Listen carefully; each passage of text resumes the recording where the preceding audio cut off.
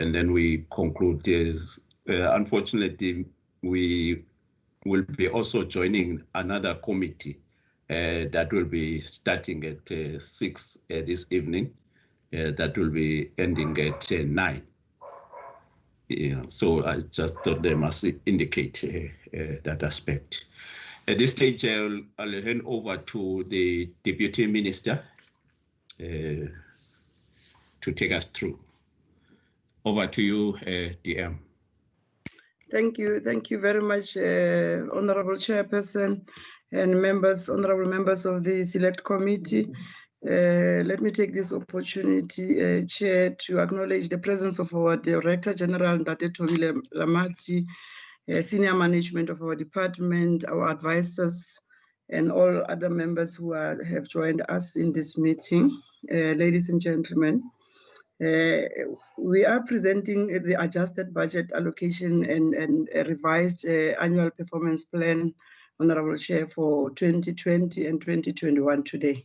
And we give the committee, the Select Committee, as just a snapshot, Honorable Chairperson, of the impact of the dual crisis of health and both health and the economy, which we face as a country, and the impact that is having on government services.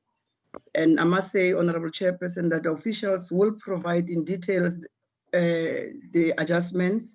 I think mine, Honorable Chair, is just to attempt to provide an overview, just to flag the challenges that we are facing as a department in a nutshell. I believe, Honorable Chair, that it is common cause that the pre-pandemic South African economy was already in negative territory with falling GDP and rising unemployment, resulting in reduced government revenues, increased deficits, and negative findings by rating agencies already before the pandemic.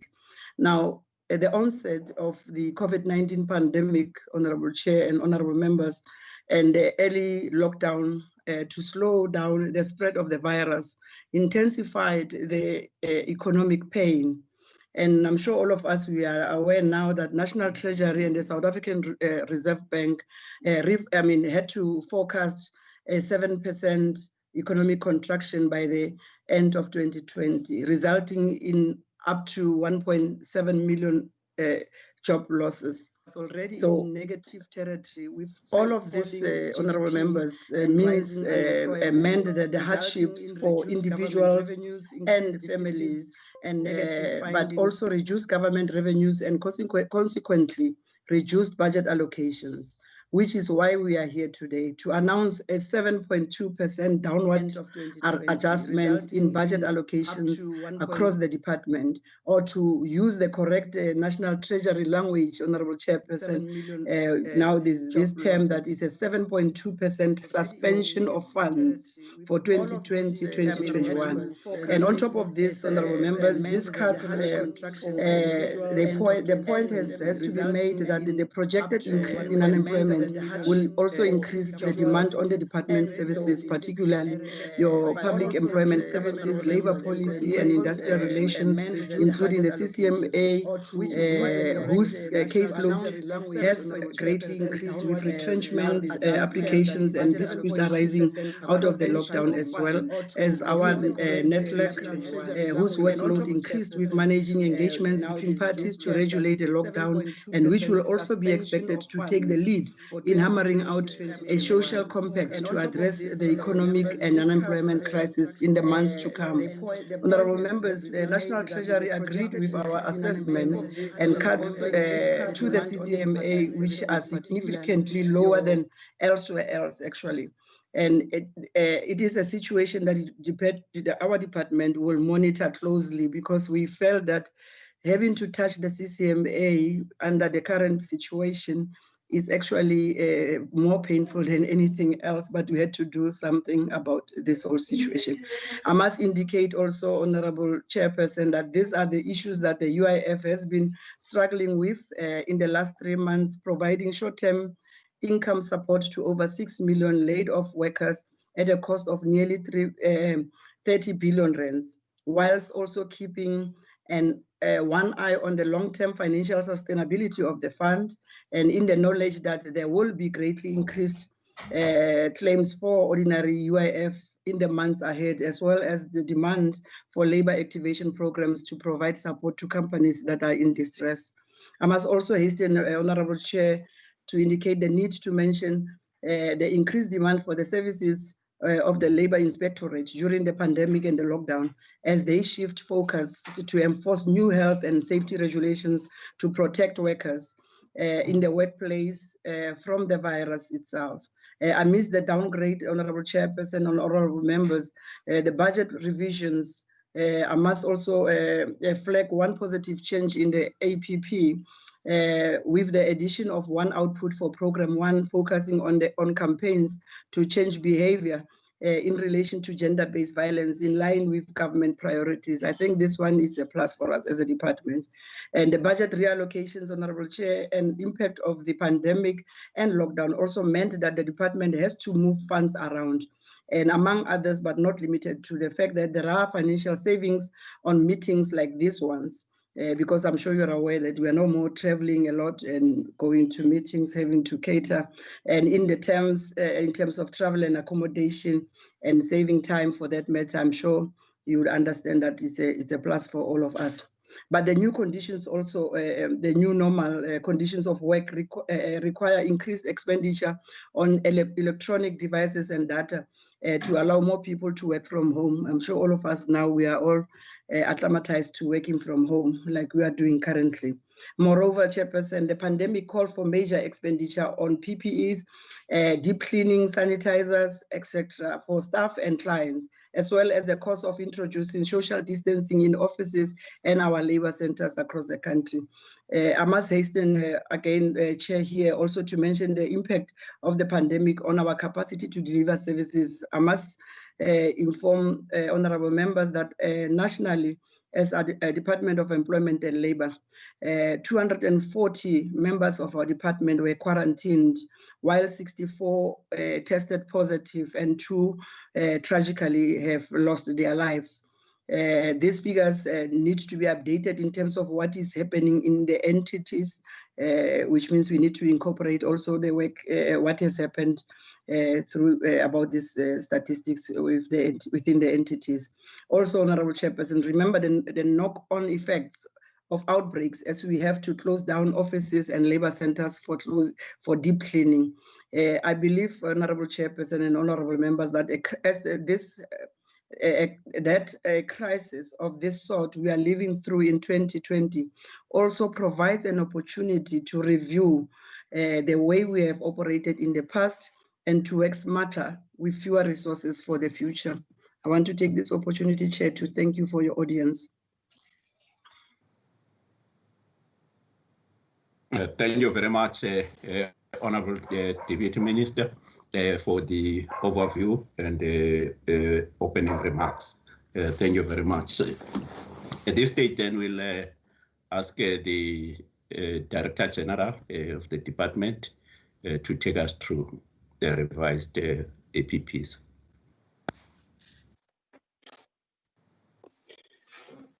Thank you very much, Honorable Chairperson, and good afternoon to the honorable members, Deputy Minister, and colleagues. Mr. Hlwengu is going to assist me with running the presentation. Can you move to slide 2? Thank you. Chair, as indicated by the Deputy Minister, our budget has been adjusted downwards by 7.2%. These are the programs that have been affected by Sorry, DG. Sorry, I don't know whether it's from my side. I don't see the presentation uploaded. I don't know. Maybe it could be from my side. It's uploaded, Chair. It's only from your side. Is it loaded? Yes, it's loaded, Chair. Oh, sure. I wonder what's happening. Okay. You can continue. It does happen from time to time, Chair. I think it, yeah, but from our side, I can see it. So these are the programs that have been affected by the revision downwards. Program 1, administration. Program 2, inspection and enforcement services. Program 3, public employment services. Program 4, labor policy and industrial relations. Supported employment enterprises. And of course, we'll deal with the transversal factors. We'll take the committee through the COVID-19 interventions and the COVID-19 impact on service delivery. The Deputy Minister briefly touched on that. Next slide.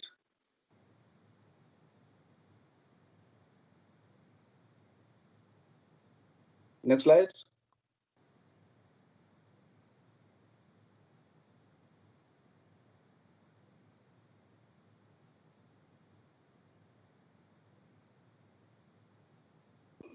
Okay, the next slide deals with the appropriation and the revised budget or the adjusted appropriation.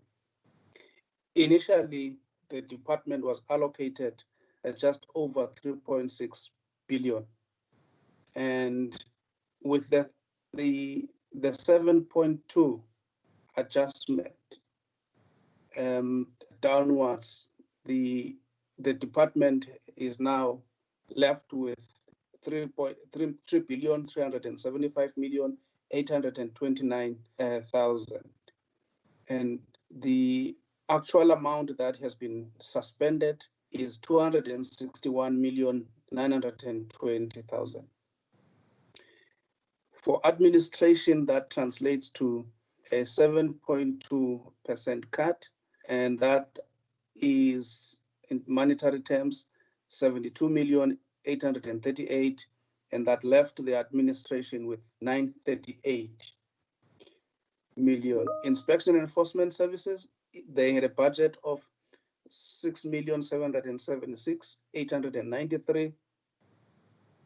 The effect of the 7.2 downwards suspension is that their budget is now reduced by 48,444,000, leaving them with 628,449,000.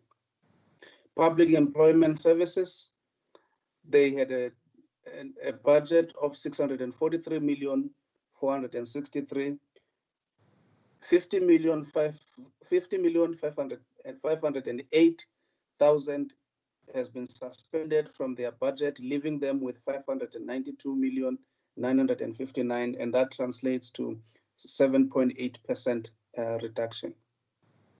Labor policy and industrial relations, they had a budget of 1.3 billion.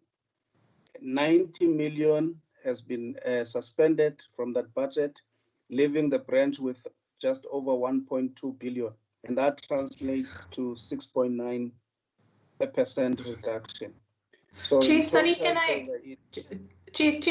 just interrupt? I noticed that the presentation is not being presented. I've actually got the presentation here on hand. Can the DG just indicate what page he's presenting from? Okay, there, I see it again. Oh, okay. I'm in slide 3. Oh, so it's not uploaded. Is the presentation not uploaded? I can see it. It is you can see uploaded. I think there was a technical glitch. I can also see it the whole time. I can see it. Oh, okay. Now I can see it. Previously I couldn't. That's why I sent the message. Oh, okay. I'm looking at my tablet because I've given up because I can't see it at all. Yes, but now then I don't know if Ms. Solomons can see it. Yes, I can see it, Chair. But when I raised the issue of so like members, I wasn't. Okay, you can continue, DG. I'll use my tablet. Okay, Chair. I'm now on slide 4. Can we move to slide 4?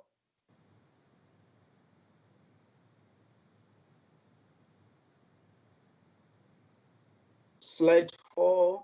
In slide 4, we're indicating the economic classification. For instance, for current payment includes the compensation of employees and goods and services. So we had a budget of 2.177 billion, and it was suspended by 8.8%, which translates to 102 million. And we're now under current payment have 1.9 billion. For transfers and subsidies, we had an allocation of 1.3, just over 1.3 billion. We had 63,511,000 suspended. We now have 1.3 billion, and that translates to 4.6% reduction. For payments for capital assets, we had 68,828,000. We effected as 6,342,000 suspension downwards, and we're now sitting with the 62,486,000, and that translates to 9.2%. And in total, Chair, again, we reflect that the total suspension or total suspended funds is 261,920 million, and that again translates to 7.2% suspension. Slide 5. Slide 5 is a breakdown of that current payment, reflecting the cut in terms of or the suspension in terms of compensation of employees and goods and services. So it's a breakdown of that 2.1 billion that I spoke about earlier on. Initially, we had, for compensation of employees, we had a budget of 1,490,476,000. From that budget, 96,639,000 has been suspended, leaving us with 1,393,837,000. That translates to 6.5% reduction. For goods and services, we had a budget of 687,081,000, with 95,428,000 having been suspended. We are now left with 591,653,000, and which translates to 13.9% suspension. And that again takes us to what we have as an allocation after that adjustment, which is 1.9 billion, and that translates to 8.8%. Slide 6. Slide 6 indicates how each branch has dealt with the 7.2 reduction, and where the funds have been taken from which program or from which budget. It was the percentage of each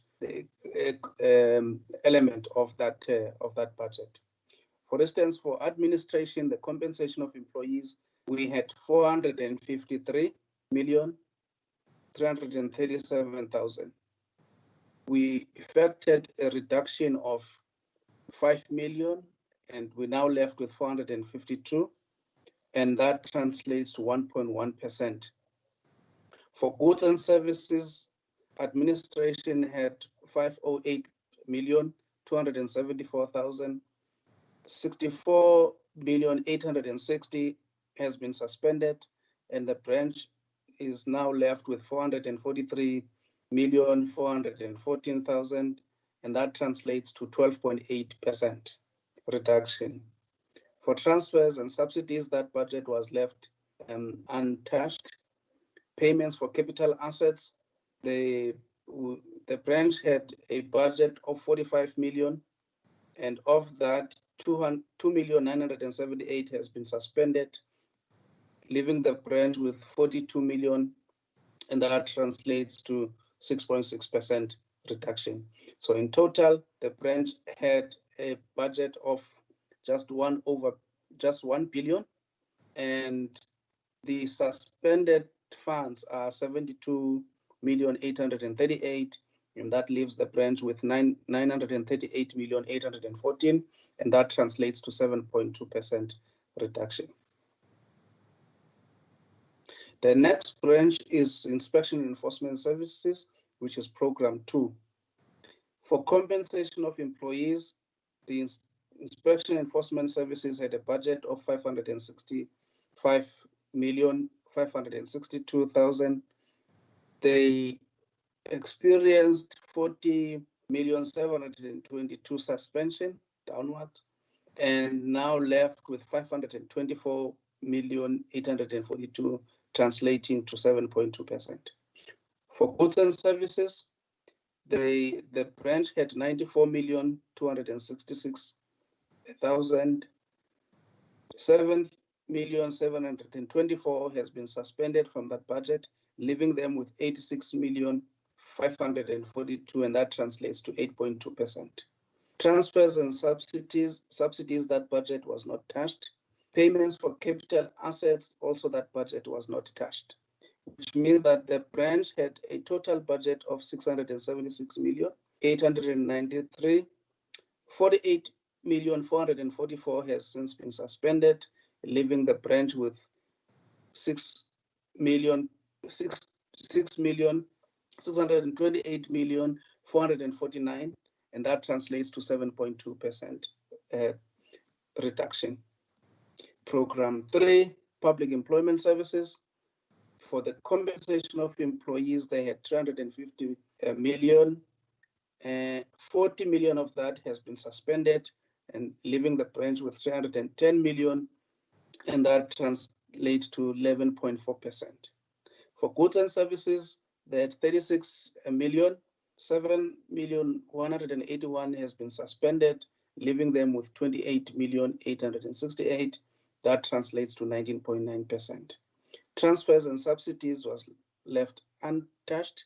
Payments for capital assets, they had a budget of 6,653,000. Half of that was suspended, leaving them with 3,326,000, translates to 50% reduction. And that in total, Chairperson, the branch had 643,467,000.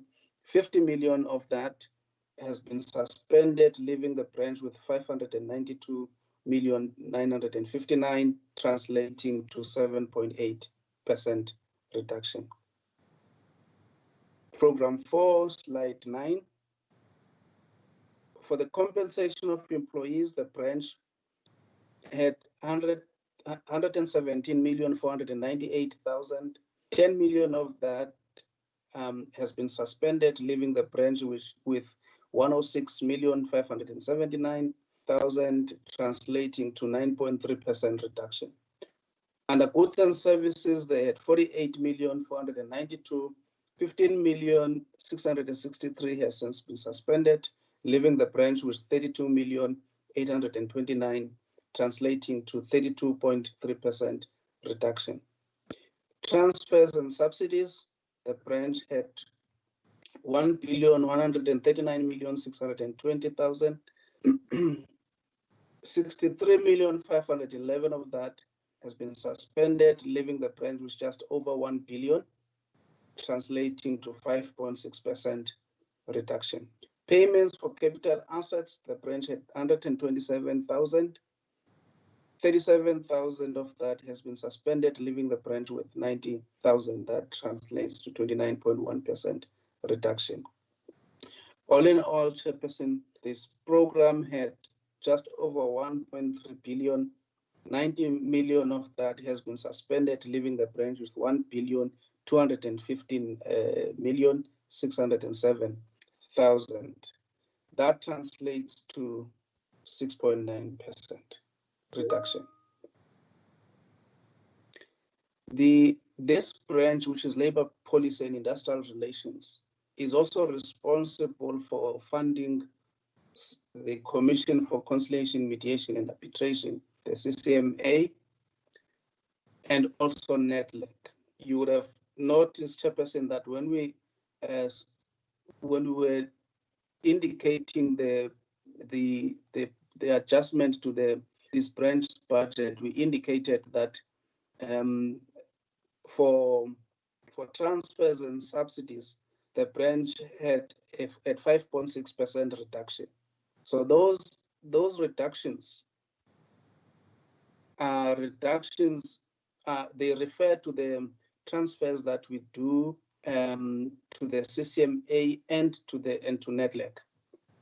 So in total, the branch had to transfer a total amount of just 1 billion to the two entities. So 60 million of that has been suspended, leaving the branch with 1 billion and 27,649,000. That translates to 5.6%. Now, if we look at how each entity is affected now, the CCMA had an allocation of 1 billion and 25,990,000, 55,455,000 was suspended from their budget, leaving them with 970,535,000, which translates to 5.4%. And again, Chair, I would like you to note that of all the reductions, the percentages in terms of reductions that I've spoken about, this is the only entity that its reduction is less than the rest of the other branches. It's 5.4%. If you compare it with others, you would have picked up that across the spectrum of the branches, the reduction is 7.2%. National Economic Development and Labour Council, they had an allocation of 62,114,000. 5 million of that has been suspended, leaving them with 7,114,000. That translates to 8% reduction. All in all, 5.6% has been reduced, or has 5.6% of the two entities' budget has been reduced, and that translates to 1,027,649,000. If we take the budget suspension down to provinces, slide. What is a slide? I think it's slide 10. So if we take it down to provinces, Chairperson, we allocated initially 1.2 billion, just over 1.2 billion to provinces. Of that, 104,696,000 has been suspended, leaving them with 1,122,000,000. So that's how provinces are affected. We disaggregated that into the different provinces. For instance, the Eastern Cape, they had 146 billion, 14 million has been suspended from their budget, leaving them with 132 million, translating to 13.4%. Again, Gauteng as well, 246. KwaZulu-Natal, you would see consistently, Chairperson, that the biggest provinces in terms of the number of officials that we have bore the brunt of the biggest cuts, or the biggest suspension, to use the correct terminology. The next slide. Again, in terms of the admin budget, and how it's disaggregated into the 9 provinces. Initially, we allocated 236,783,000 to the provinces. 13 million of that, 13,565,000 has been suspended, leaving the provinces with a combined budget of 223,218,000. Again, it's broken down into the different provinces in terms of how each province is affected. You'll see Eastern Cape again, 34,395,000 for administration or under administration. 2,192,000 has been suspended from their budget, leaving them with 32,203,000, and that translates to 16.2%. And again, Gauteng follows, and KwaZulu-Natal with the biggest chunk in terms of cuts, and Western Cape, and then Northwest. In terms of how provinces are affected by the cut to the IES budget, initially we allocated 622,147,000 to the provinces. 42,484,000 has been suspended, leaving the provinces with a combined budget of 579,663. And again, sorry, DG. Sorry, I don't know where Honorable Boshoff she says that they're not seeing the correct slide. What number is the slides on provinces?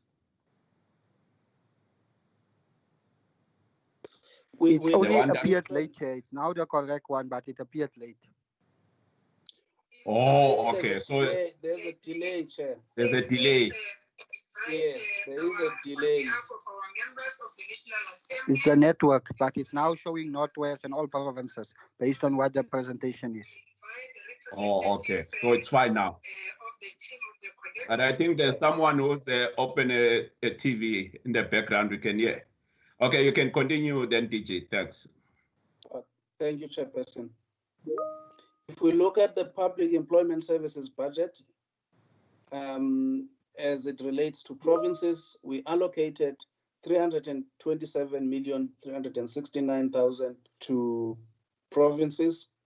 45,892,000 has been suspended from their budget, leaving provinces with a combined budget of 281,477,000. And again, the biggest provinces in terms of numbers have experienced the biggest cuts or the biggest reduction or suspension. The next slide is on labor market policy and industrial relation. The provinces were allocated 40,407,000. 2,755,000 of that has been suspended, leaving provinces with a combined budget of 37,652,000. Now, if we look at how each program, Chairperson, is affected by the by these budget suspensions, the program one's outcome for will change only with the addition of one output, focusing on outreach initiative to change behavior in relation to gender-based violence. So the branch did not revise its APP downwards. Instead, the branch added an internally focused policy, which will be the amendment of our policy on sexual harassment to now include gender-based violence. And that will be done by the 31st of March, 2021. For program 2, which is inspection and enforcement services, the APP... Sorry, DG, again. I think the person who's running the slides is a bit slow. We're still seeing the budget information on LP and IR. And now you are on program 2. Is it the network? It's a network, Chairperson. Yes. Oh, okay. Yeah. The proposed APP for APP 2020-2021 for Program 2 has been revised and it takes into account or into consideration aspects such as the time that has been lost from 1 April to 31st May 2020, with only OHS inspectors that were working during level 4 and 5 lockdown. The Employment Equity Commission also wrote a letter to all the designated employers advising them to revise their employment equity plans, and that will have an adverse effect on the employment equity targets for the branch. The EA inspectors will have to wait for that process to unfold, which has been set for the 31st of July 2020. The reason that is going to affect them, Chairperson, is that those inspectors who are responsible for doing what we call employment equity DG reviews, they rely heavily on the employment equity plans of the companies when they review the employment equity reports of the designated companies. Slide 20, there are quite a sizable number of workplaces that have been closed and will be closed or partially operating during the lockdown period. So this will require revision of the program's inspection targets, and also limited operation of courts due to COVID-19. And these factors have necessitated the program to refocus its priorities in terms of the 2020-2021 annual performance plan and associated budget. As a result of the above, the program is proposing the following reductions in its targets for 2020-2021 in 2 indicators. Firstly, the number of employers inspected per year to determine the compliance with employment law decreases from 220,692 to 188,323. The percentage of non-compliant employers received by statutory services referred for prosecution within 30 calendar days decreases from 65% to 50%. So that is the breakdown. The next slide, Chair, slide 22, gives you the breakdown in terms of how each province have been allocated the targets now, and how the reduction has been disaggregated into the different provinces. So the next slide, slide 23, is on the target breakdown per quarter. So what you see marked in red are the revised figures, and you can see that those figures they add up to 188,323, and they have now been broken down into the different quarters because we report on a quarterly basis. Now, just before I get to program 3, the biggest reason why the branch has to amend its APP and revise the targets downwards has actually less to do with the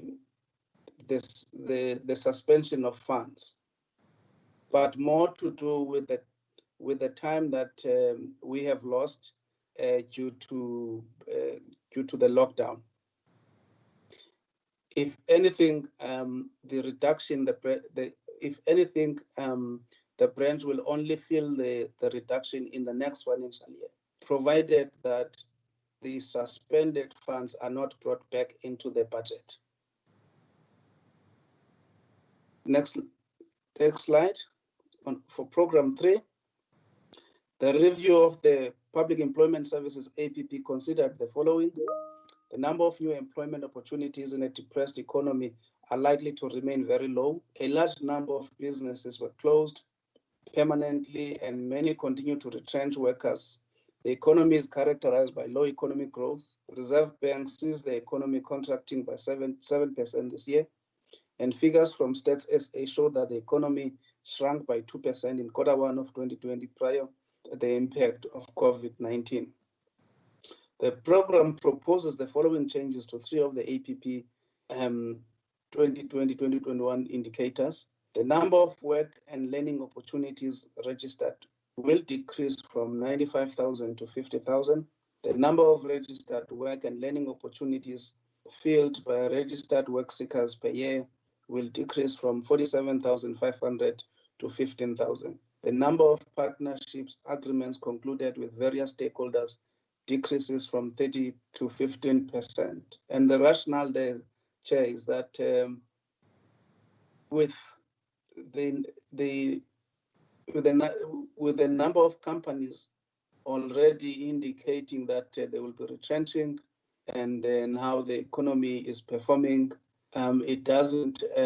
We felt it is not going to be objective to say we will register a number 95,000 learning opportunities when we think that very few companies will actually offer those opportunities.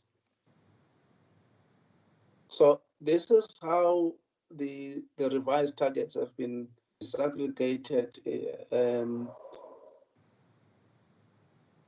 So for Eastern Cape, or maybe let me put it this way, the numbers that are marked in red, they reflect the revision downwards, and they add up to 50, and we then disaggregate them into different quarters, and that's why you see the reds across the different quarters, with obviously Q1 having not been touched because already we have worked for Q1. Next slide, slide 27. Again, you see the number of registered employment opportunities filled by registered work seekers per year, revised downwards, adding up to 15,000. And originally we had that number as 47,500. And we then disaggregated those figures down, disaggregated them into different provinces. For Program 4, the following factors had an influence on the amendment of the APP for Program 4. Delays in publication of reports due to the closure of government printers as a result of COVID-19 lockdown. And the lockdown delayed the finalization of both qualitative and quantitative research. And again, you can see, Chair, that it's got nothing to do with the budget cut, but the effect of the lockdown itself necessitated these kinds of revision downwards. So the following amendments are proposed. The 2019-2020 Annual Employment Equity Report and Public Register to be published by 30 September 2020 and not 30th June 2020. The National Minimum Wage Investigation Report published by 30 September 2020 and not 30 June 2020. Chairperson and the honorable members would remember that the National Minimum Wage Commission was given a task of investigating the national minimum wage and propose whether there must be a revision upwards or a revision downwards, taking into account a number of factors such as how the economy is performing, the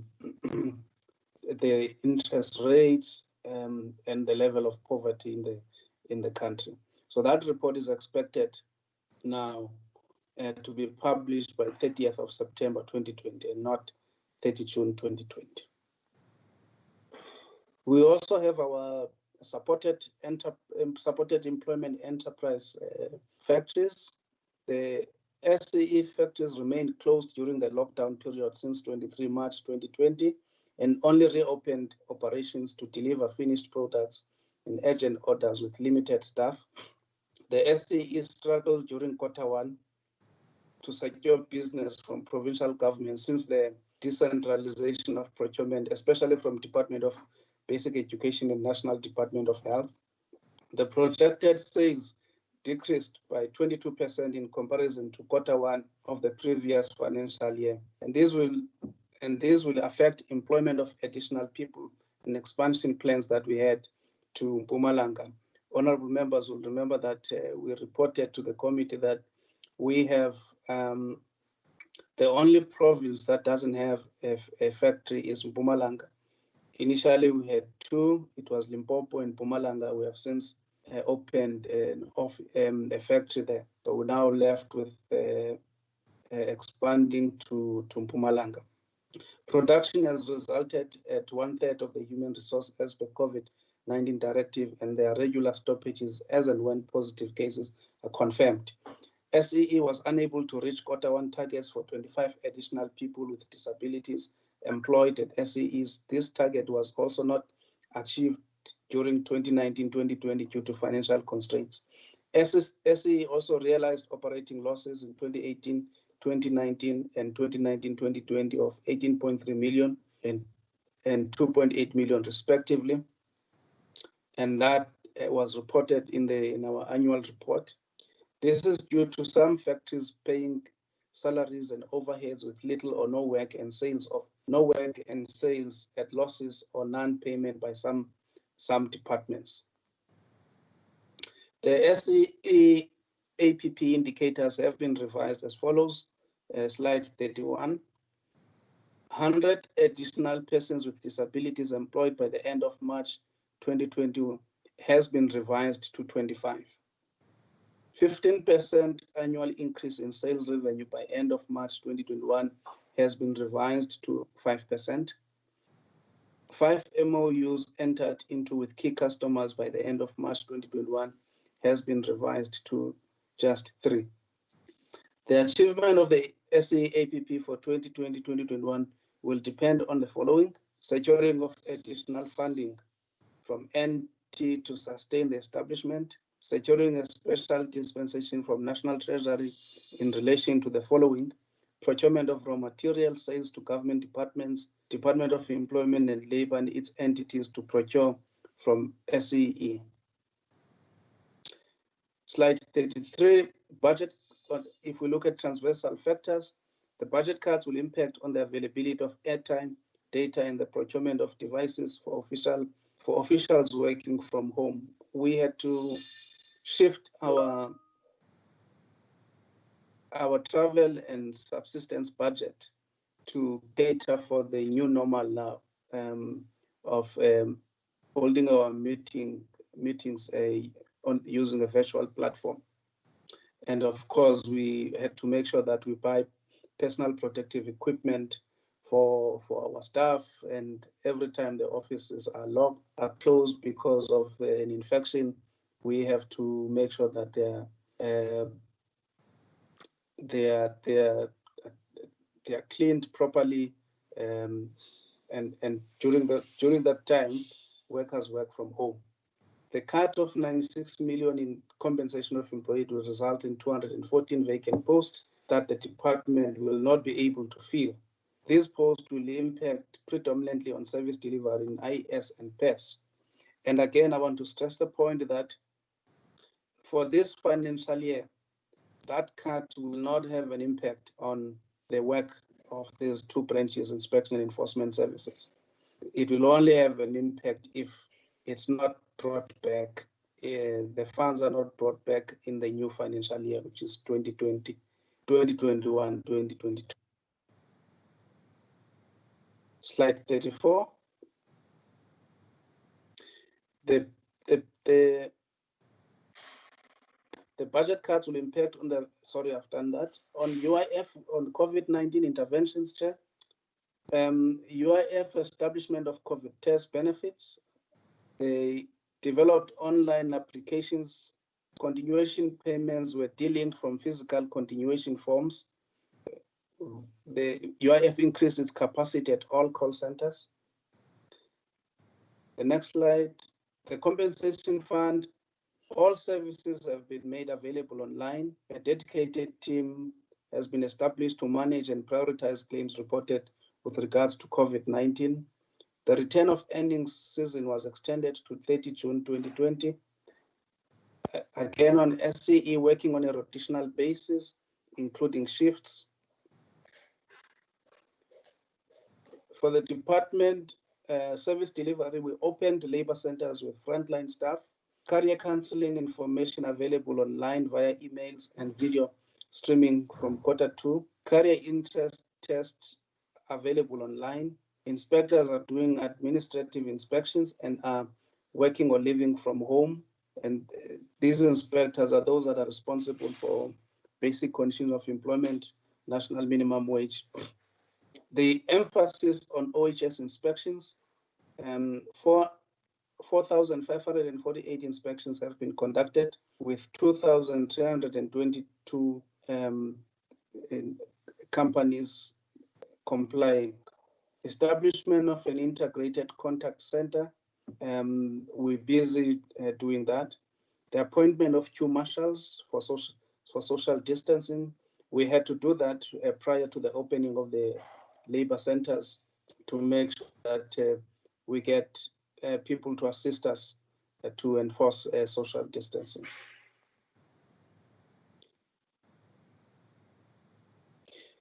So this slide, Chairperson and honorable members, is a breakdown of how each province has been affected by COVID-19 in terms of the benefit. So you see that breakdown. We have in total 492 employers that applied on behalf of the employees as per our COVID-19 Terrorist Benefit Directive. Of that, 5.9 million employees benefited from the 27 billion that the Unemployment Insurance Fund paid. And that figure has been broken down in terms of the different provinces. Ordinary benefits, we, during the lockdown, continued to pay ordinary benefits. We had we processed 758,169 claims, and we paid just over 3 billion. And again, broken down in terms of the different provinces. The next slide is about compensation fund. In total, the fund received 852 claims. 596 of these claims are from the Western Cape,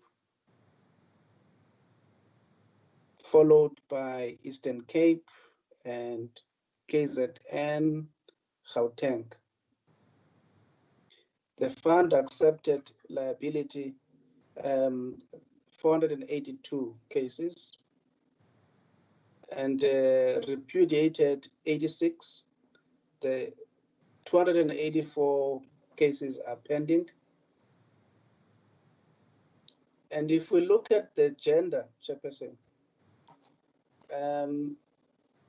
709 of the applications that we received are female, and only 143 are males. That's the extent to which women are affected by COVID-19, reading it through the claims that we received at the compensation fund. The next slide, Chair, is the impact of the COVID-19 on service delivery. The Deputy Minister touched on this briefly. As a department, we have 64 active positive cases. We had to quarantine 214 officials. And that has a direct impact on service delivery. resulting in a number of offices having to be closed because of infections. And that is why that is why we had to critically look at our APP and ask ourselves whether in these conditions are we going to be able to deliver the services that we've promised to deliver as per our strat plan and the APP.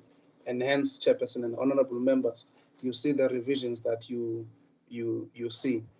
Again, I would like to repeat the point I made earlier on, that the revisions are not are less about the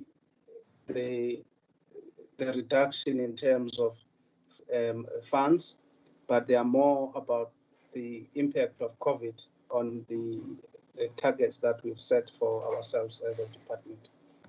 Thank you, Chairperson and honorable members.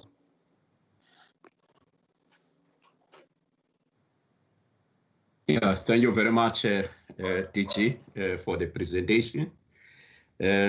Honorable members, it's time now. It's the time is 4 o'clock. The Deputy Minister and the DG took about an hour that they shared together, but also we had the opening as well as other internal items. So we're doing well on time. So we will be now asking questions. The Minister, Deputy Minister and DG have reported on the status since the last time the APPs and strategic plans were tabled before the committee. Honorable DM, yes, sorry, Honorable Chair, I'm sorry to interject you. I think we have omitted to record the apology of the minister. We did. Oh, we did. Oh, sorry. Yeah, the committee secretary did indicate that the minister is. Okay. All right. Thank you so much, because I thought that I'd not mentioned it. Thank you. Oh, okay. Thanks. Thank you so much. All right.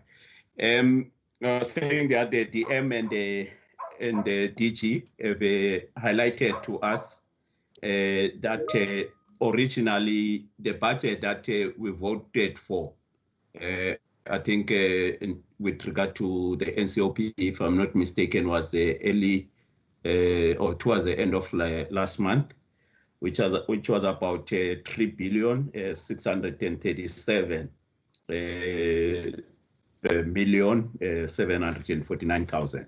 That was the amount that we voted for last time.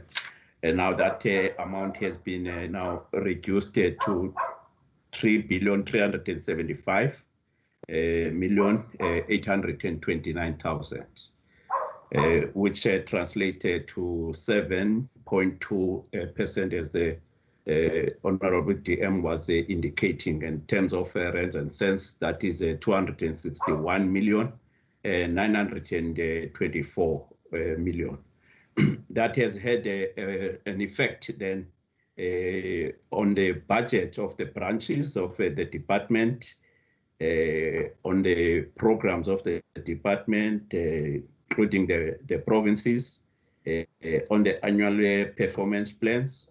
But the DG also keep on emphasizing that some of the changes in the APP are not necessarily as a result of the suspension of the budget of funds, but also have to do also with the lockdown as well. So there will be those changes, but also there are also updates on the transversal issues, such as and also the service deliveries by the Department of Employment and Labor around the issues of claims, the TERS, the compensation fund, as well as the ordinary benefits around the UIF.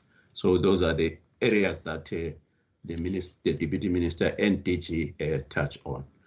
Can we start then with the question? Because we don't have the raise your hand function. I will call everyone, and then if you don't have a question, you can just indicate as such. Can I start with Honorable Boshoff? Thank you very much, Chair, and good afternoon to the DM. One of the best programs that I have seen and had the opportunity to visit is the SEEs. I would just like to know from the DG, how long do you think these SEEs will remain operable in light of their huge losses, which wasn't their own fault? I would really not like to see this go to waste, because we are assisting those that are vulnerable, the disabled people.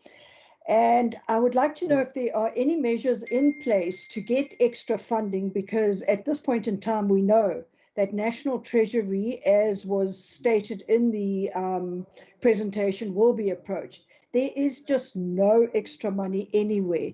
So if the DG can explain to us as the committee where they intend getting the finances from to support this entity. Then I'd like to know as well, the OHS inspections that took place, those that were not compliant, what will be done with them? Will the inspectors go back to see, has a notice been left that they are not compliant? And what steps are going to be taken to ensure that they are compliant? I see that queue marshals have been appointed. Thank you for that. I'd like to know if every single Labour centre does have them, so that we can go and do oversight in this regard as well. And then I'd like to know what the expenditure is to have these marshals appointed, and from what budget will the expenditure come.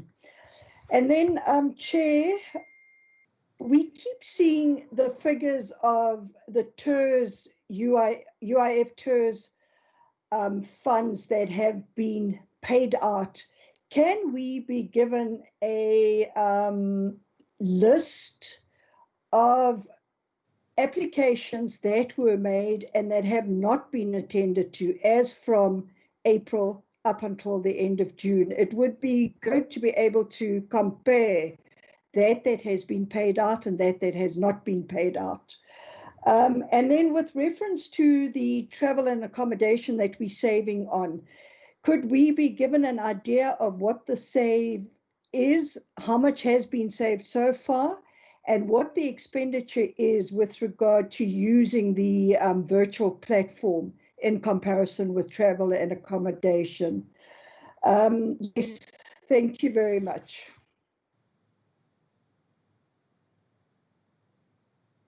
Thank you very much, Honorable Boshoff. Honorable Tango.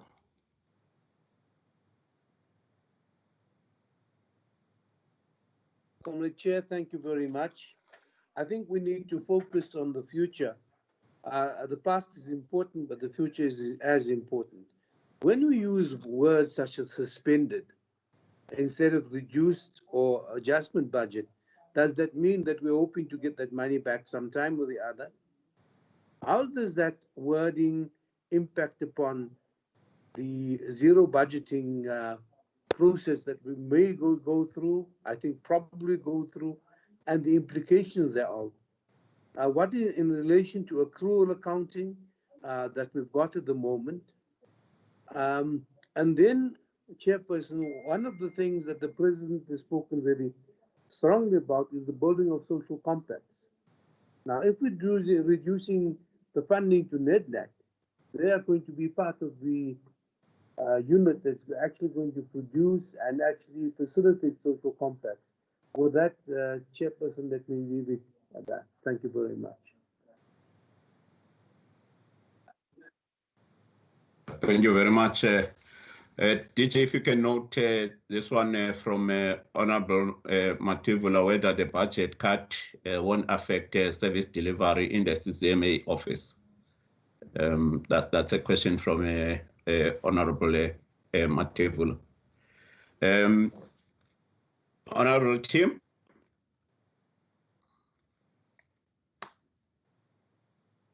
Hi, Chair. Sorry. Chair, I'm covered by Honourable Boshoff. I'm okay, thanks.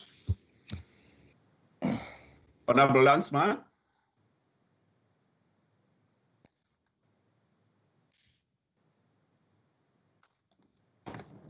Do we have Honourable Landsman? Okay. Honourable Moimang?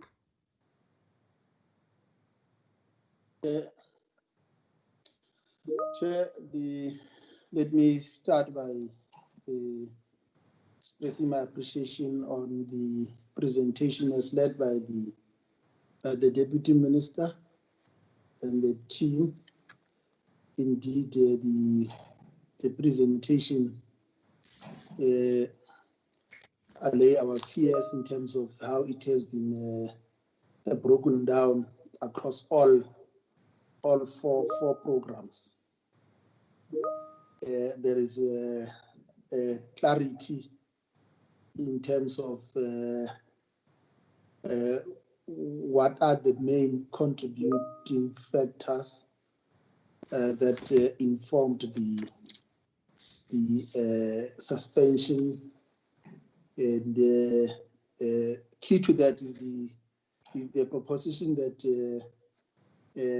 the changes in the APP's indicators is mainly informed by the time lost between the 1st of April and the 30th of April, which was a level 5 lockdown. As a result, we had to readjust our indicators because we lost those 30 days. Program 1, I think I must appreciate the introduction of the new indicator there, which is mainly informed by the focus on the outreach initiatives to change the behavior in relation to gender-based violence. I think that must be appreciated. Chair. And with this introduction, one would have anticipated the revision upwards, so that there is much more a budgetary a consideration accompanying this new introduction. But of course, the worrying factor is the slide that speaks to the compensation fund, particularly the fact that again we find our women again on the receiving end, because out of the 709 applications received, a majority of them indeed are women, and only 143 of those are male. This is a worrying factor, and therefore one would propose that maybe there has to be much more focused in terms of ensuring that we have a gender-sensitive compensation machinery, so that it's able to absorb the reality that is beginning to dawn. But of course, my major concern is on program 2 and program 3. Program 3, there's a point of emphasis that was made that the budget reduction will not affect service delivery, but the cut of 96 million in the compensation of employees will result in 214 vacant posts not being filled. is a worrying aspect. Maybe the DG can just elaborate more on this, because with the private sector, like as you indicated, that many of the firms are closing, others are partially closing. It is expected that the public sector employment side, there has to be a drive in terms of the creation of jobs. Maybe it's an area that the department must look into, because the expectation is that we'll have to through our developmental aspect role, ensure that we are able to create more jobs. More so given the fact that with program 4, the program 2 that speaks to inspection enforcement services, there is an expectation that more inspectors will be needed on the ground. Of course, one appreciates the breakdown of the impact of this revision across all the provinces. But I think what is critical is to ensure that we have more warm bodies in all our labor centers. And if there is 214 vacant posts that is not going to be filled, it has a potential to ground us. But also there is a point that was raised around the potential and possibilities under UIF, particularly given the slide that speaks to our employment enterprises. You indicated that there is an expectation. You are lobbying National Treasury to fund more of these enterprises, because obviously if the purpose is to ensure that there is a multiplicity of these enterprises, not only in all the provinces, but let's say in the 44 districts that were identified as the implementing places for district development model. We need to multiply these enterprises as part and parcel of creation of jobs. So is there a possibility, a window of opportunity in the UIF, given its budgetary opportunities? Because the fact that it can pay 27 billion in a space of 2 to 3 months, the fact that in the briefing that we had in the past, can we ask Pahumi to switch off the microphone? Sorry, Chair. Pahumi. Thanks, Chair. Yeah. I was just saying that is there a possibility that given the opportunities in the UIF with its a value of 140 billion, that it can be used as a platform to multiply SEE across all the 44 districts? Thank you, Chair. Thank you very much, Honorable Moimang. Honorable Lund.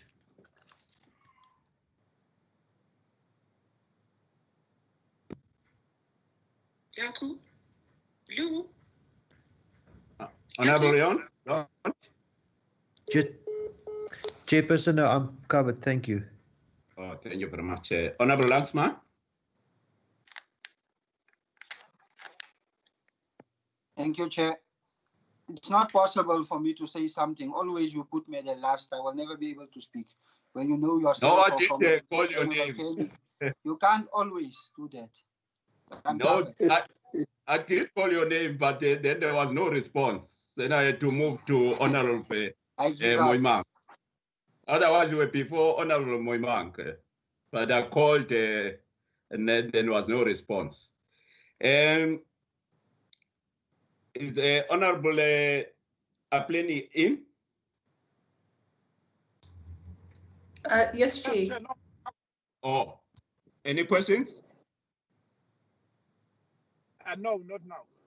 Or not now? Oh, okay. Yeah.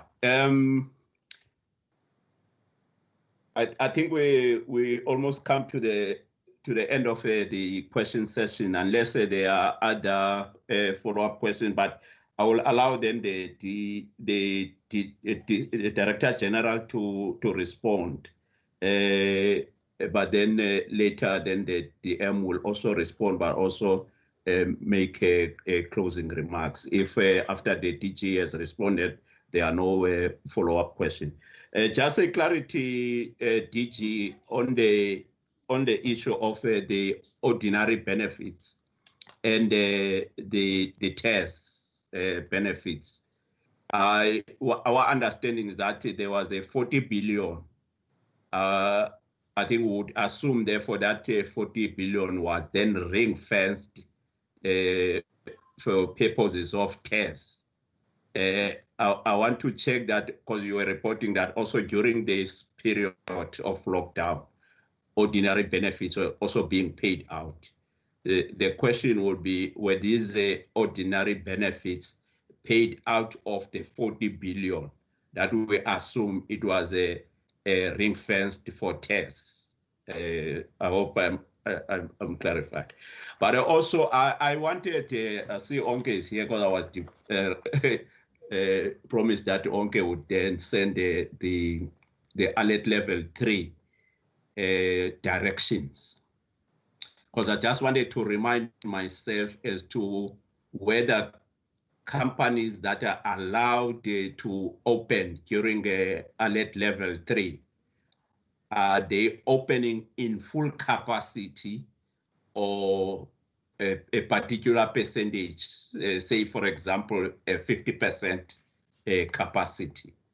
And then if that is the case, and given that the TERS was for a period of 3 months, and that therefore it ended on the 30th of June, we understand that TERS will then continue to pay for those that have not yet been paid, that made application within this 3 months period.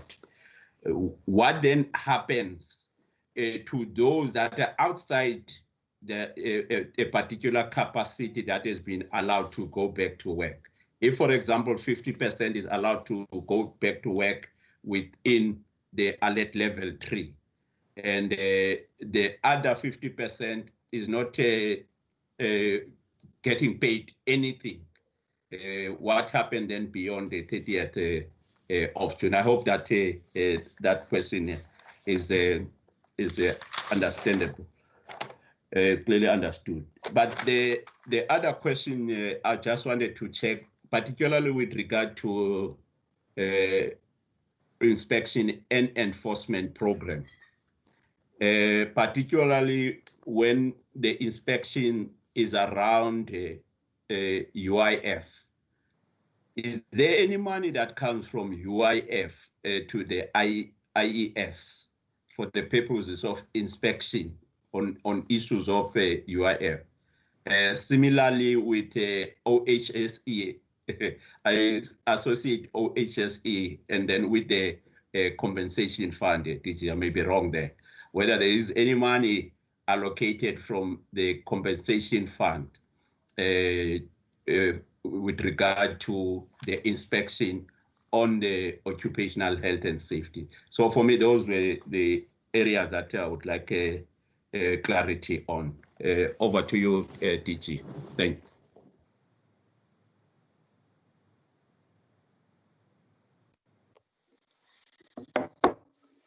Thank you very much, Honorable Chairperson.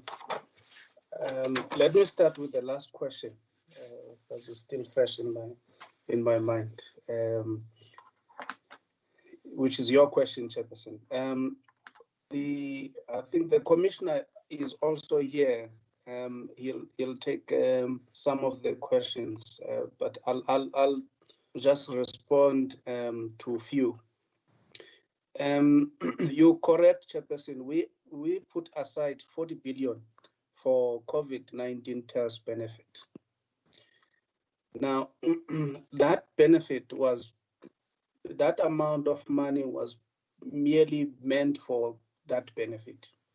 So in the meantime, we had to continue to do the normal work of the unemployment insurance fund, that of paying the ordinary benefits, your maternity benefits, your adoption benefits, and all other benefits. So that those benefits did not come from that 40 billion.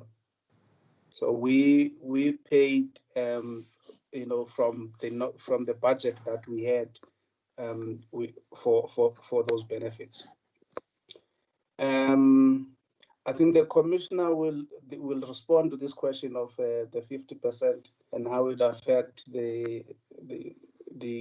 how will that impact on the 3 months period of TERS.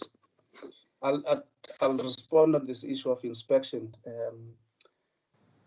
UIF does contribute to the salaries of the inspectors. So we have a system in the department where, in fact, let me put it this way, everybody is employed by the department. Even the employees that work for the 2 funds, they're employed by the department. So they get paid by the department, and we then claim the money back from the 2 funds. So we have what we call a percentage split. So even these 2 funds, they pay for my salary, they contribute towards my salary as well. So there's a percentage that goes, because I am the accounting officer of the 2 funds. So there's a percentage that goes towards the inspectors. But most importantly, we have a group of inspectors that we call payroll auditors that are responsible solely for doing the work of the compensation fund and UIF. So those inspectors are paid fully by the 2 funds, even though we pay them, their salaries are paid fully by them. You're correct when it comes to OHS, Chairperson. There's a direct link between OHS and compensation fund, to an extent that you remember we reported to the committee at some point that we'll be adding 500 OHS inspectors. All those posts were funded by the compensation fund. So those OHS inspectors posts are not going to be affected by the suspension. So they're outside of that, because we have a different arrangement with the compensation fund. As you know, the 2 funds, they don't get anything from fiscus. So our arrangement with them is not affected by fiscus. There's a question raised by Honorable Moiman. I think the commissioner is also here of the compensation fund. He'll respond to that question. I just want to talk to the issue of 214 vacancies. We're saying that the 96 million that has been suspended, which is meant for the compensation of employees, will affect 214 vacant posts. So what it means is that these posts are not going to be filled now, but there's nothing that stops the department from filling other vacancies. So we have targeted that we will fill what we call critical post, 315 critical posts. Those posts are outside of that 214. So the other point that I would like to raise, Chair, is that the reason why I'm saying this is not going to affect us is that anyway, when you appoint a new inspector, it takes about 6 months for that inspector to be a fully fledged inspector, because when you appoint somebody with the qualifications, you must train that person to be an inspector. So that's why it takes that long for the person to be a fully fledged inspector. So they would not have contributed to the production or to the productivity of the branch during this period. So that's why we're saying it's not going to affect service delivery. The sustainability of SEE, this question was also asked by Honorable Boshoff.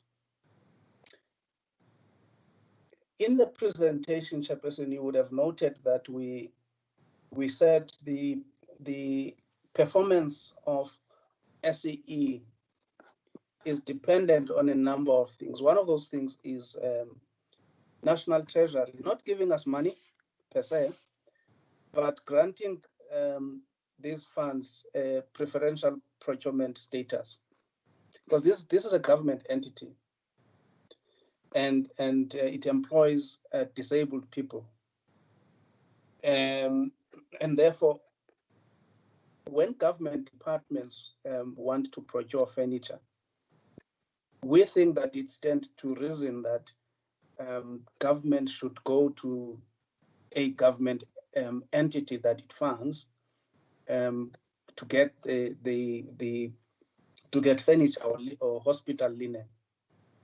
So that's all what these funds would require for. I mean, these factories would require for them to be sustainable.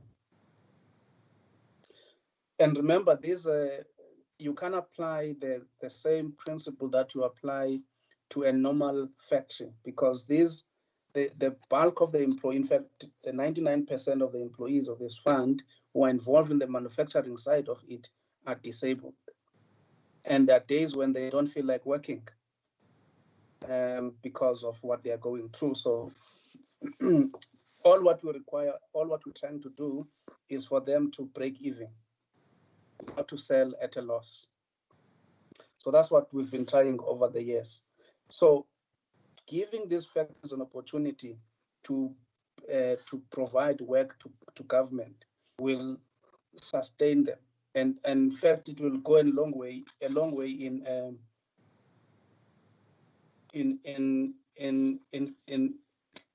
in advancing the argument or the point that government often advances that about caring for those who are vulnerable. So we were in discussion with National Treasury. We're talking to other government departments as well about how this entity should be treated. In the presentation, we also make this point that says even the department itself and its entities must procure from these factories. So we're not leaving us out of the out of this obligation as a department. And there's a question that says whether the budget will affect the CCMA and how it will affect service delivery. The CCMA's budget has been revised down by 5.6%. We think that it will affect service delivery in a sense that, given the large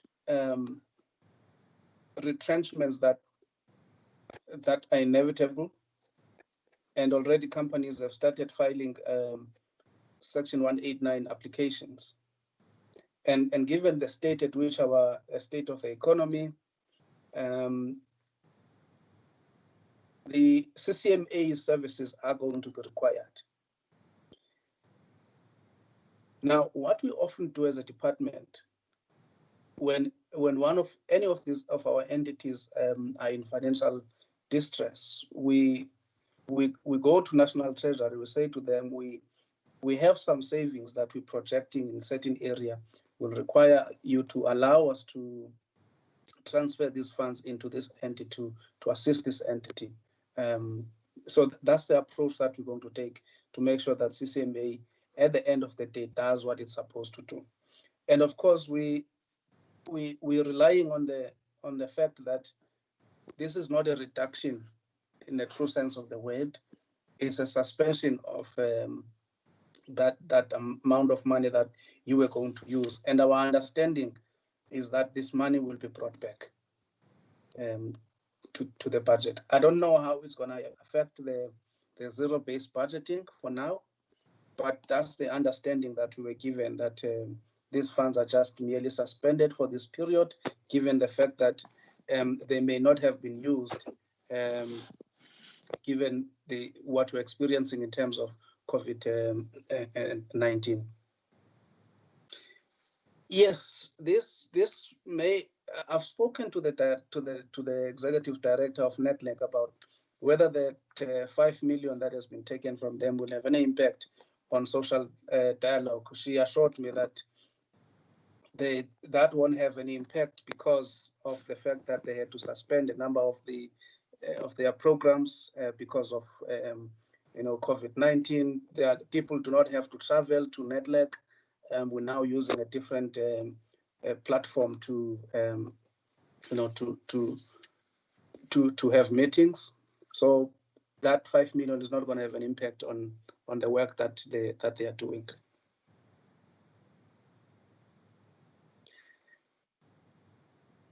I don't have figures. I think the CFO is also around on the actual amount. We can make this information available to the committee.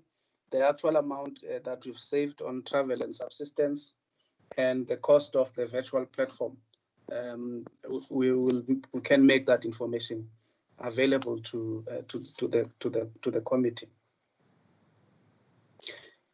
There's a question from Honorable Boshoff about TERS, the list of applications made and those that have not been paid out. The commissioner has got the exact figures, but I want to make this point. The number that we know that has not been paid this far is close to 1 million, which is 900 and something, 963,000. Now, our view is that, and we've explained this thing from the beginning, that we only pay what we refer to as a competent application. Now, we've paid everybody that we needed to pay, and everyone that has submitted a competent application. The people that we are not paying now, that close to 1 million, are people that we could not find on our system. And what that means is that they were never declared to UIF as employees of those companies. And that is why we and the minister has been on record as having been urging these companies to verify the information and confirm, if indeed those are their employees, and submit proof that these people work for them, so that we can pay them. But the commissioner has got a list of, we can provide the list of applications that we received when we started, and those that we have not paid thus far. On the issue of queue marshals, we've instructed the provinces to make sure that in those areas where we're likely to experience long queues, we must have queue marshals. And those marshals are paid for by the Unemployment Insurance Fund, because mainly 90% of the people that visit our offices, they do so to apply for unemployment insurance benefits. On the OHS inspection, how the non-compliance has been dealt with, we have issued a number of notices to a number of companies and public and the public sector departments. Now, fortunately, during this period, even in instances where we had to issue a prohibition notice closing a company, companies came back to us and said we've addressed all those issues, because notices were issued in terms of the directive that were issued relating to making sure that the health and safety of workers, or the companies reduce the exposure of workers to COVID-19 infections. So companies will come back and say we have corrected, and the inspectors would then revoke the notice. So that's how we've been working with companies and government departments. Will issue a notice. Those that were not happy, they would apply to the chief inspector, indicating that they're not happy, they disagree with the decision of the inspector, and the chief inspector will then make a ruling based on the facts presented to him. How long will these factories remain operable given the losses? We hope that they will remain operable for a long time, and that's why we are talking about their sustainability. We're talking about increasing sales, so that they don't sell goods at a loss. And that's why we're saying that we need to get support from other government departments so they can procure from these entities. And whenever we have an opportunity, we invite honorable members to visit these factories so that they themselves can buy from these factories instead of buying from these companies that charge exorbitant amount of money. You can support these entities. Their products or their produce is very, very good. I'm not sure, Chairperson, if I've left out any question. Or there's one that says, is there a possibility of UIF to fund the SCE expansion? I don't think that possibility exists. The expansion of these funds, I mean, of the end of these factories to the other areas depend on the amount of money they make, and that's why we want them to increase their sales so that they can open. But funding in terms of starting a new factory using UIF money, I don't think that at this stage that's feasible, given the fact that UIF is under a lot of pressure. If you look at what people are projecting in terms of the unemployment rate and retrenchments, the unemployment insurance fund is going to be under tremendous pressure, Chairperson. I think if Chairperson allows, I'll give the two commissioners to just have a word or two. Thanks, Chairperson. Okay, just before that, DG, there are just two questions on the meeting chat. Let me give the opportunity to Honorable Bishop, because I don't know, my laptop is not scrolling down. If she can say what she has written on the chat. Honorable Bishop. Thank you very much, Chair. I just asked, the DG said that we will be able to get a list of those applications that have been received and not been paid out yet. By when can we expect the list, and can it be done by province, please? Thank you. Thank you. The other one is from Honorable Matebula on the increased capacity in all call centers, the volume of calls received per day. I don't know if that information will be readily available, the volume of calls per day in the call centers. Okay. I think those are the two before we ask the commissioners also to respond.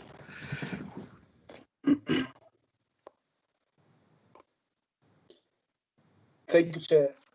We can make this information available with regards to the volume of calls per day. We have that information. The Commissioner, UIF, will make it available together with that list. We can submit this list tomorrow, Chairperson. Of course, we'll break it down in terms of provinces as well. Thank you very much, Commissioner.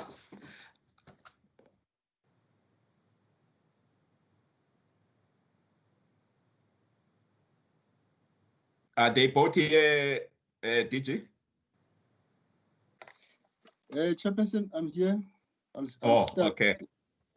Yes. Can you start, Mr. Moropi? Pardon me, Chair.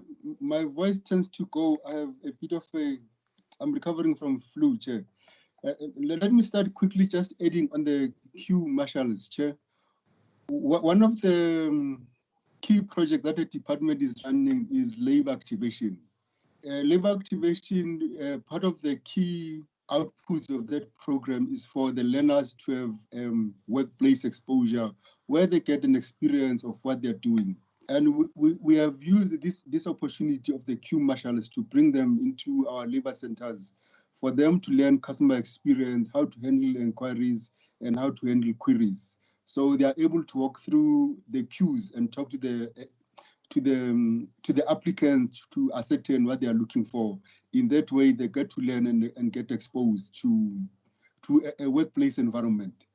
And it also, in more ways than one, helps the department to save on cost, because we're already paying their stipend during their training program. And therefore, it is part of their program that we are paying their stipend during this period, which is part of the full program for the whatever duration, be it 12 months or 18 months. So during this period, they get an opportunity to have a workplace exposure. In terms of the 50% share that you raised around what happens to the people that don't go back to work after the lockdown, this level of lockdown is done. Chairperson and members, our commitment as a department is the 40 billion rands for 3 months. And the 3 months ends at the end of June, but we are still spending. As we are receiving applications for these few months, we are paying. Well, what is happening right now with the social partners? We are in engagement because together with the social partners at NetLeg, we are aware of this possibility that there's industries that may not come back. There's people with I always struggle with this word, comorbidity that may not be able to come back. So we are, as UIF, we are doing an actual analysis to see the number of people with comorbidities and other related illnesses, if it is something that can be afforded. I think the DG did mention that UIF is under pressure financially because we are going to spend the 40 billion rands now, but as people lose jobs as a result of the pandemic, there's going to be more pressure already on UIF. I think I said in one committee that just for this period alone of the pandemic, of the 3 months since April, UIF has paid just over 3.5 billion rands on normal benefits for over 500,000 people. And normally per annum, we spend about between 10 and 12 million. And if we have already spent now 3.5 billion rands just for this period, it already signals the amount of pressure that we may face as the economy opens and some companies and some industries are not able to come back. So we are in discussion, therefore, Chairperson and members, with the relevant departments, whether it's small business, tourism, where there's going to be more impact. There's also a view that we need to engage Treasury, even though all of us are aware that there's no money in the country. It's going to be difficult to squeeze any money from National Treasury, as the department today is presenting that money has been squeezed out of the department as we speak now. So the likelihood of us getting money from Treasury is very slim. But as social partners were saying, that's one area that we're exploring.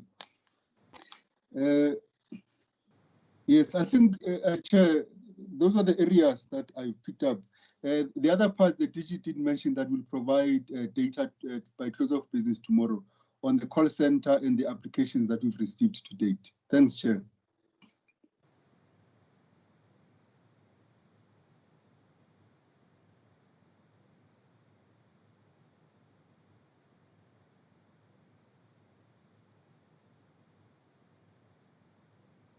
Chairperson, you're on mute. Sorry. Oh, compensation fund. Are there any questions you want to respond to, Mr. Mafat? Thank you, Chair. Yeah, I think it's just only one that I would respond to the issues around the question on the number of females versus males with regard to the statistics that the DG presented on COVID-19 claims. We have seen that early on in the claims process, a lot of the claims we were getting were from the healthcare sector. And when we look at the numbers in terms of the staff complements in the health sector, we tend to have more females than males in employment. So that's one of the reasons why the stats are showing as such. I think as more industries come in also and start claiming benefits, we're going to see this number evening out, because on an average basis, we usually have slightly more claims from males than from females when we look at the ordinary comp benefits. And that is a reflection of the numbers that you may see in the labor market. So I think by the next time we present to the committee, we may see a completely different picture in terms of the numbers. Thank you. Yeah. No, I was also a bit surprised because the stats from Department of Health indicate that men are the most affected by COVID-19. So I'm happy that you're clarifying that aspect. Before I go to Deputy Minister, can I just check if there are any follow-up questions that DG, the team must respond to? 1, 2, 3. Okay, there are none. DM, can I ask you if there are areas that you wanted to touch on and also make closing remarks? Thank you very much. Chair, I'm incapacitated. You know, when you are used to some touch screens and you want to touch this screen and it's not moving, so it exposes us as to our age also.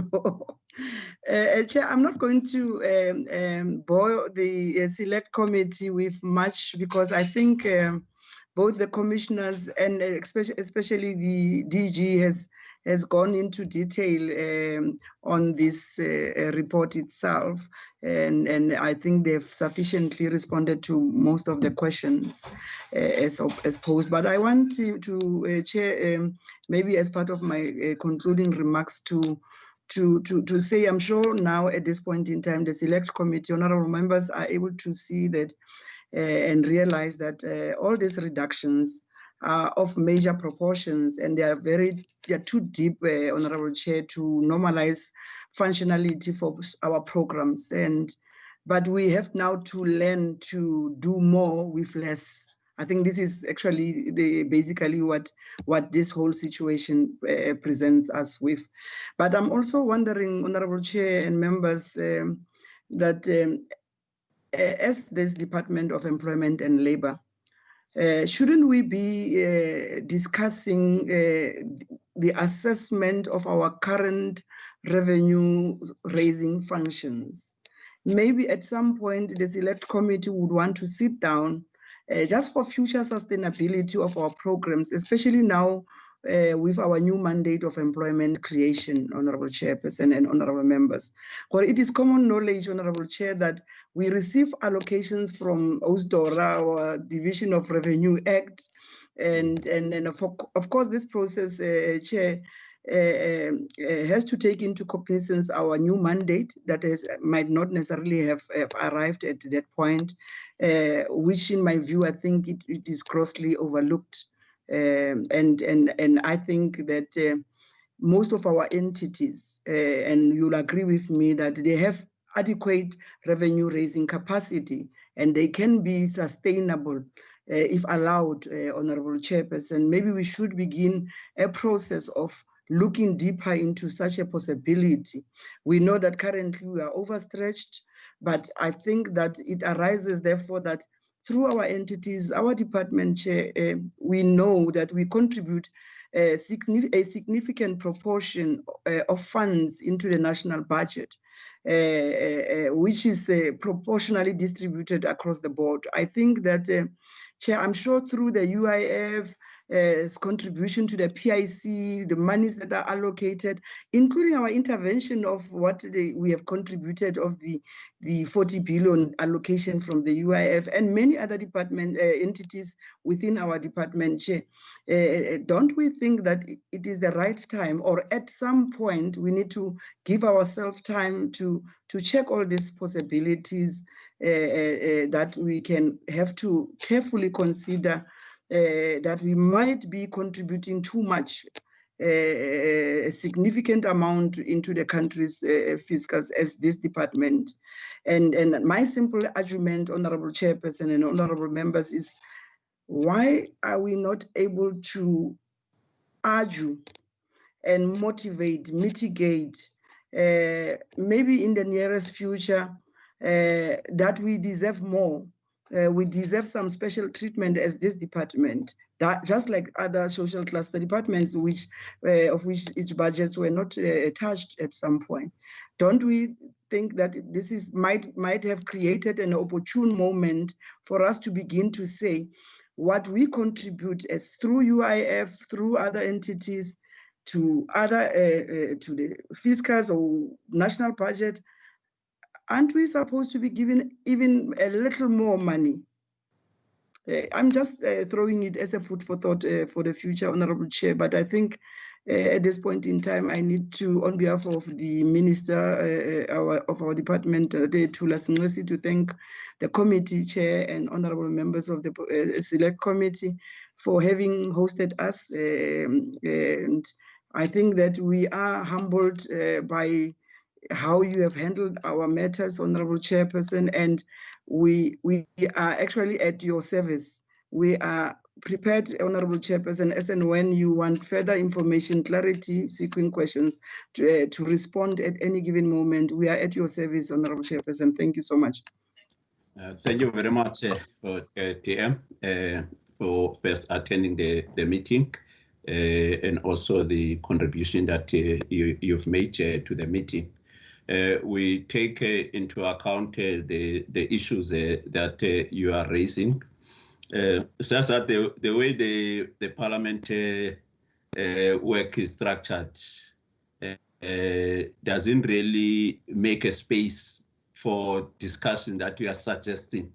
I think this nature, maybe something that Parliament should at some stage review, where perhaps instead of you coming to account, which is supposed to be happening naturally, but also there should be a space where there are exchanges of ideas that will be common for the sector that we operate in, rather than saying you must account as to what is it that you've done, but also there should be a platform where we make suggestions, that those suggestions that can be taken into account.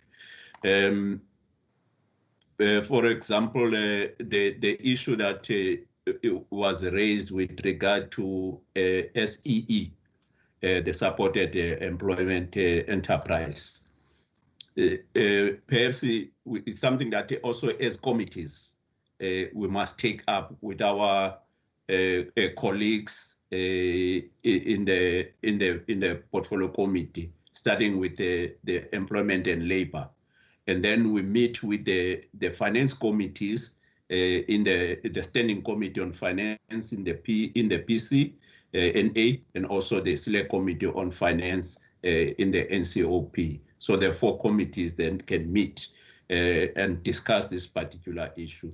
Invite both departments, the Department of Employment and Labor, as well as Treasury, so that it's not only the matter between the executive, the issue of SEE, because I hear DG say they've been hammering on this issue for some time now.